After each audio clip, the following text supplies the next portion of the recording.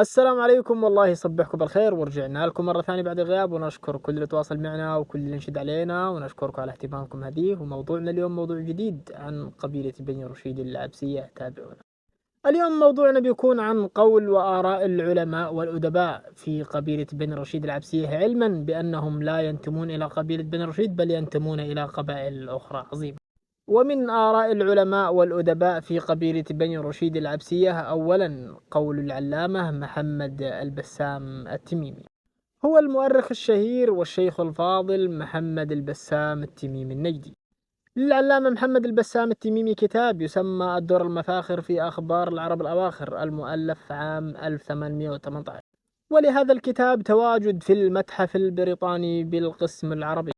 أما عن مواضيع هذا الكتاب فهو يتحدث عن قبائل نجد والحجاز وقبائل العراق وحلب، وبه أيضا جزء يتحدث عن قبائل الإحساء وعرب تهامة. وذكر العلامة محمد البسام في هذا الكتاب قبيلة الرشايدة في موضعين: موضع عرب تهامة وموضع قبائل الحجاز. أما في الموضع الأول وهو معرفة عرب تهامة، ذكر بني رشيد قائلا: أوضح قائلا: ومنهم ذوي رشيد من وراء جبل الطور 2000 خيال و10,000 سقماني. وطرح هذا الذكر كما وضحنا لكم في الموضع الأول في معرفة عرب تهامة صاد 12.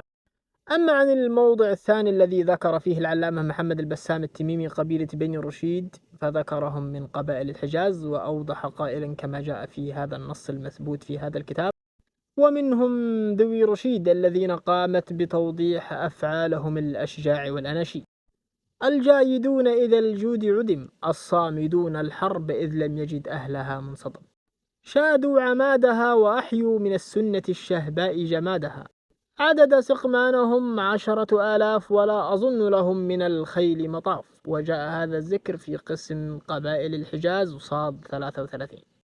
ولا بد أن نوضح ونلقي الضوء على بعض كلمات العلامة محمد البسام التميمي في هذا الكتاب حينما ذكر قبيلة بني رشيد قائلا: الذين أوضح أفعالهم الأشجاع والأناشيد. هذا يؤكد على ذكر قبيلة بني رشيد من قبل ذلك، وهو من أوائل الذين كتبوا عن قبائل العرب في عام 1818. وأيضا قوله: الجايدون إذا الجود عدم، والكرم والجود من أعظم صفات العرب. وأيضا قوله: الصامدون الحرب، فهذا الوصف وصف دقيق ليؤكد على أن قبيلة بني رشيد توارثت هذه الأشياء عن جمرة من جمرات العرب، وهي قبيلة بني عبس غطفان. تابعونا بإذن الله في قول ورأي جديد من أقوال وآراء العلماء في قبيلة بني رشيد العبسية، ودمتم